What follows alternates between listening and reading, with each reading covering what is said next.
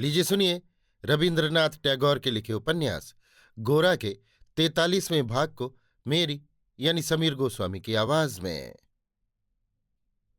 सुचरिता को ये बात सुनकर बड़ी तसल्ली हुई कि वो परेश बाबू के घर के पास ही और बराबर उनकी देखरेख में रह सकेगी। लेकिन जब उसके नए घर की सजावट का काम पूरा हो गया और वहां चले जाने का समय आ गया, तब सुचरिता के हृदय में रह रहकर एक टीस उठने लगी। बात केवल पास रहने या न रहने की नहीं है। जीवन के साथ जीवन का जो सर्वांगीण योग था, उसमें आज इतने दिन बाद एक विच्छेद घटित होने जा रहा है, ये सोचकर सुचरिता को ऐसा लग रहा था मानो उसके एक अंश की मृत्यु होने वाली हो। इस परिवार में सुचरिता का जितना भी स्थान था, उसका जो कुछ भी काम था, नौकरों से भी उसका जितना संपर्क था, सभी सुचरिता के हृदय को व्याकुल करने लगे। सुचरिता का अपना भी कुछ है और उसी के सहारे आज वो स्वाधीन होने जा रही है। इस संवाद से बरदा सुंदरी बार बार यही भाव प्रकट करने लगी कि ये अच्छा ही हुआ। इतने दिनों से इतनी सावधानी से जो उत्तरदायित्व वो निभाती आ रही थी, उससे मुक्त होकर वो निश्चिंत ही हुई हैं। लेकिन मन ही मन सुचरिता के प्रति उनमें एक शिकायत का भाव ही उत्पन्न हुआ। सुचरिता आज उनसे अलग होकर अपने भाग्य के सहारे खड़ी हो सकती है, ये मानो उसका एक अपराध है। उनके सिवा सुचरिता की और कोई गति नहीं है, ये सोचकर बरदा सुंदरी कई बार सुचरिता को अपने परिवार के लिए एक मुसीबत मानकर स्वयं अपने ऊपर करुणा करती रही हैं। लेकिन सहसा ये समाचार पाकर कि सुचरिता के भार से उन्हें छुटकारा मिल गया है, उन्हें जरा भी अच्छा नहीं लगा। सुचरिता के लिए उनका आश्रय जरूरी नहीं है, ये जानकर सुचरिता गर्व करने लग सकती है। उनकी अनुगत रहना अपने लिए अनावश्यक समझ सकती है। ये सोचकर उन्होंने पहले से ही उसे अपराधी ठहरा दिया। पहले वो जैसे घर के कामकाज के समय सुचरिता को बुलाती थीं, उसे बिल्कुल छोड़कर वो अस्वाभाविक ढंग से उसके प्रति सम्मान दिखाने लगीं। विदा होने से पहले सुचरिता मन ही मन दुखित होकर वरदा सुंदरी के घर के कामकाज में कुछ ज्यादा ही हाथ बटाने का प्रयास कर रही थी। तरह तरह के बहाने करके उनके आसपास घूमती रहती थी।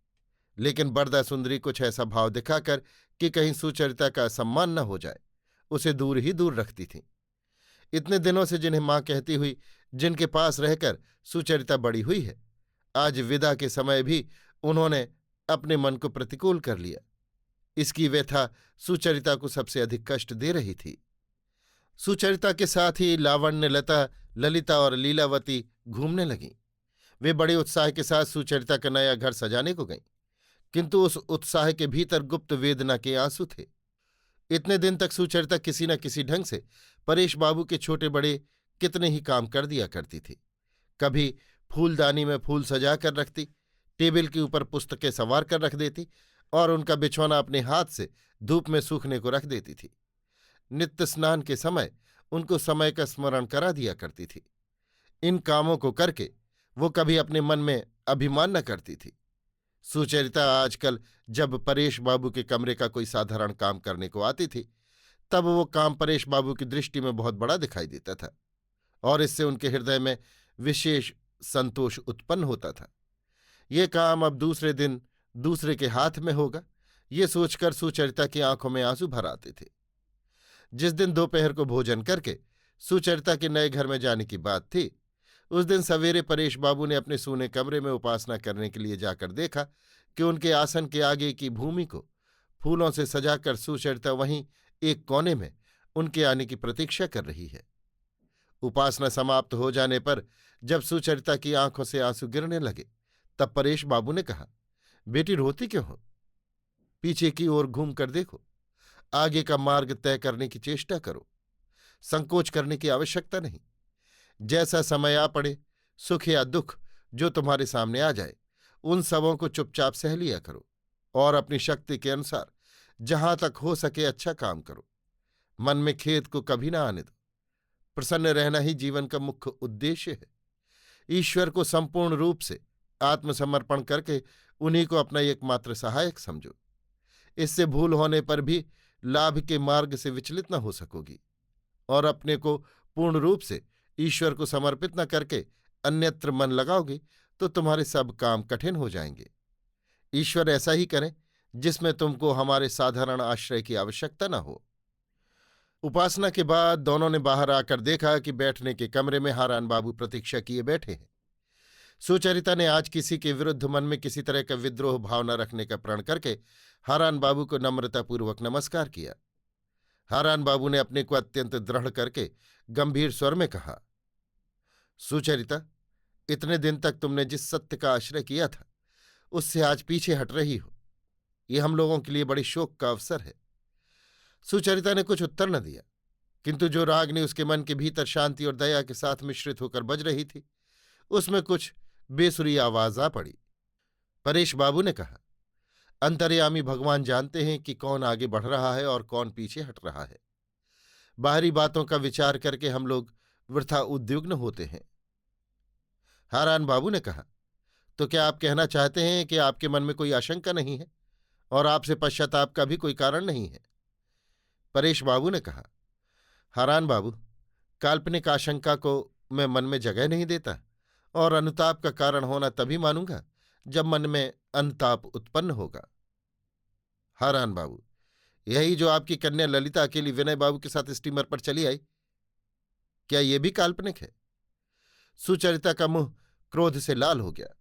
परेश बाबू ने कहा, हारान बाबू, आपका मन किसी कारण से उत्तेजित हो उठा है, इसलिए अभी इस संबंध में आपके साथ वार्तालाप करने से आपके प्रति अन्याय करना होगा। हारान बाबू ने सिर उठाकर कहा, मैं किसी बात के जोश में आकर कोई बात नहीं कह बैठता। मैं जो कहता हूं उसके संबंध में मुझे बोलने का पूर्ण अधिकार है, उसके लिए आप चिंता न करें। मैं आपसे जो कह रहा हूं वो मैं व्यक्तिगत भाव से नहीं कहता, मैं ब्राह्म समाज की ओर से कहता हूं।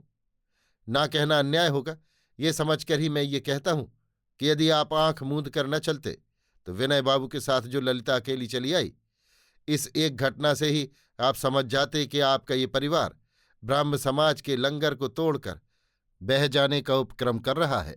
ये केवल आपके ही अनुताप का कारण न होगा, इससे सारे ब्राह्म समाज की अप्रतिष्ठा होगी। परेश बाबू ने कहा, किसी का कोई बाहरी व्यवहार देखकर ही निंदा करता है, किंतु विचार करते समय भीतर की बात देखनी होती है। केवल किसी घटना से मनुष्य को दोषी मत बनाइए। हारान बाबू ने कहा, वो घटना कुछ ऐसी वैसी नहीं है। आप इस घटना की बात सोचकर ही देखिए।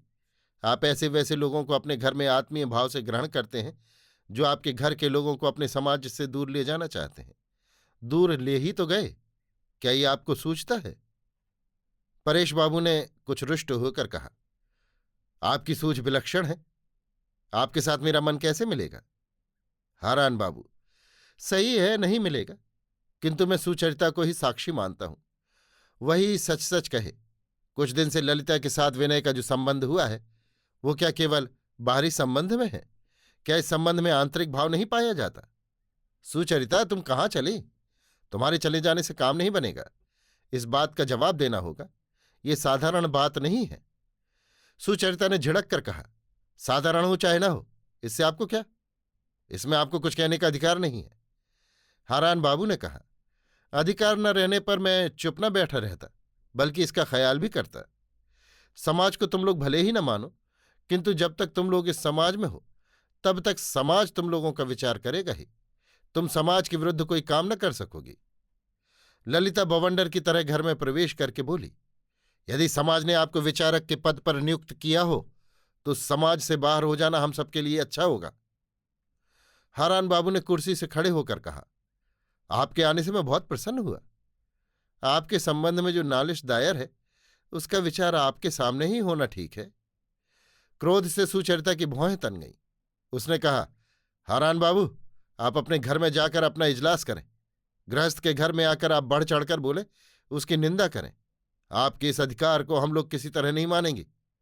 आओ बहन ललिता, बैठो। ललिता जहां की तहां खड़ी रही। उसने कहा, सुनो बहन, मैं मानूंगी नहीं। हारान बाबू को जो कुछ कहना है कहें, मैं सब सुन लेना चाहती हूं। कहिए, क्या कहते हैं? हारान बाबू एकाएक रुक गए। परेश बाबू ने कहा, नहीं बेटी, आज सुचरिता मेरे घर से जाएगी। आज सवेरे सवेरे मैं किसी तरह की अशांति या कलह होने न दूंगा। हारान बाबू, आप बुद्धिमान हैं, हमसे आज कितने ही अपराध क्यों न हो, आज आपको सब माफ करने होंगे। हारान बाबू गंभीर भाव धारण कर चुप बैठे रहे। सुचरिता जितना ही उनको छोड़ना चाहती थी उतना ही बल करके वो इसको पकड़ रखना चाहते थे। उनको पूर्ण विश्वास था कि हम असाधारण नैतिक बल से अवश्य ही जीतेंगे। अब भी उन्होंने हठ छोड़ दिया हो, ये भी नहीं। सुचरिता के प्रति उनका भाव वही है। अब उनके मन में इस बात का सोच हुआ कि मौसी के साथ सुचरिता दूसरे मकान में जाएगी, वहां उस पर मेरा जोर नहीं चलेगा। इसी सोच से वे बेचारे क्षुब्ध थे। इसीलिए आज अपने ब्रह्मास्त्र को खूब तेज कर लाए थे। आज सवेरे ही वे मिजाज को खूब कड़ा करके सब बातों का फैसला कर लेने को तैयार थे। आज संकोच को मन से हटाकर ही आए थे, किंतु उनका विरुद्ध दल भी उसी प्रकार संकोच दूर कर सकता है। ललिता और सुचरिता भी एक तरकश से तीर निकालकर खड़ी होंगी, इसकी कभी उन्होंने कल्पना भी न की थी। वो जानते थे कि जब हम अपने नैतिक अग्निवाण को बड़े वेग से चलावेंगे तब हमारे विपक्षी का सिर नीचा हो जाएगा, किंतु ऐसा न हुआ। अवसर भी हाथ से जाता रहा। किंतु हारान बाबू हार मानने वाले न थे। उन्होंने मन में कहा, सत्य की जय होगी ही, पर यों ही तो जय होगी नहीं, इसके लिए लड़ाई करनी होगी। हारान बाबू कमर कसकर रण क्षेत्र में प्रविष्ट हुए। सुचरिता ने हरिमोहिनी से कहा, मौसी, मैं आज इन सबों के साथ मिलकर भोजन करूंगी, तुम मन में बुरा मत मानो। हरिमोहिनी चुप हो रही। उसने मन में विश्वास कर लिया था कि सुचरिता पूर्ण रूप से मेरी हो गई। मैं उससे जो कहूंगी वही करेगी। विशेषकर जब सुचरिता अपनी संपत्ति के बल स्वाधीन होकर अपना घर संभालने चली है, तब हरिमोहिनी को अब किसी बात का खौफ न रहेगा। वो सुचरिता को 16 आने अपने पथ पर चला सकेगी। यही कारण है कि आज जब सुचरिता ने आचार विचार त्याग कर फिर सबके साथ इकट्ठी होकर भोजन करने का प्रस्ताव किया, तब ये बात हरिमोहिनी को अच्छी न लगी और वो चुप हो गई। सुचरिता ने उसके मन का भाव समझकर कहा, मैं तुमसे सच कहती हूं कि इससे ठाकुर जी प्रसन्न होंगे। मेरे उन्हीं अंतर्यामी ठाकुर ने मुझे आज सबके साथ बैठकर भोजन करने का आदेश दिया है। उनकी बात न मानूंगी तो वे नाराज होंगे। मैं उनकी नाराजगी को तुम्हारे क्रोध की अपेक्षा अधिक डरती हूं। जब से हरिमोहिनी बरदा सुंदरी के द्वारा अपमानित होने लगी, तब से सुचरिता ने उसके अपमान का अंश अपने ऊपर लेने के लिए उसका आचार ग्रहण किया था, और आज जब उस अपमान से छुटकारा पाने का दिन उपस्थित हुआ, तब सुचरिता उसका आचार न मानकर क्यों चल रही है, हरिमोहिनी इस बात को भली भांति नहीं समझ सकी। वो सुचरिता को समझाकर कोई बात न कहती थी। समझाना उसके लिए कठिन समस्या थी। हरिमोहिनी ने सुचरिता को साफ साफ मना तो नहीं किया, लेकिन मन ही मन नाराज हुई। सोचने लगी, मैयारी, कैसे उसकी उधर प्रवृत्ति हो सकती है, मैं तो सोच ही नहीं सकती। ब्राह्मण के घर में जन्म लेकर। कुछ देर चुप रहकर उसने कहा, बेटी, मैं तुमसे एक बात कहती हूं, तुम्हारे जी में जो आवे करो, किंतु इस दुस्साध नौकर के हाथ का पानी मत पियो। सुचरिता ने कहा, ये रामदीन बेहरा ही तो अपनी गाय का दूध दोहकर तुमको दे जाता है। हरिमोहिनी ने नेत्र विस्फारित करके कहा, तुमने तो गजब किया, दूध और पानी एक हुआ। सुचरिता ने हंसकर कहा, अच्छा मौसी, रामदीन का छुआ जल आज मैं न पीऊंगी, किंतु सतीश से तुम ऐसा करने को कहोगी तो वो ठीक इसका उल्टा काम करेगा। हरिमोहिनी, उसकी बात नहीं आ रही है। हरिमोहिनी जानती थी कि पुरुषों के आचार विचार में संयम नियम की त्रुटि सहनी ही पड़ती है। अभी आप सुन रहे थे रविन्द्रनाथ टैगोर के लिखे उपन्यास गोरा के 43वें भाग को मेरी यानी समीर गोस्वामी की आवाज में।